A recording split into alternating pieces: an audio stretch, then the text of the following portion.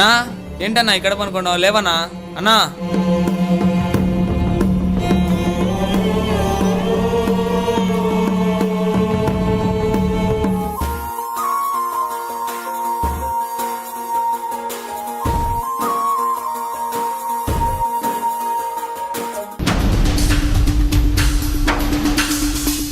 అన్నా విశ్వానా అన్నా. ఏమైందిరా?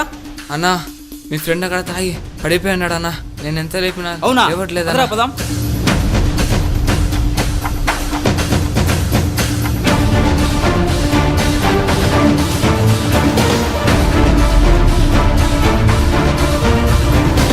రే హరి, హరి ఏమైందిరా?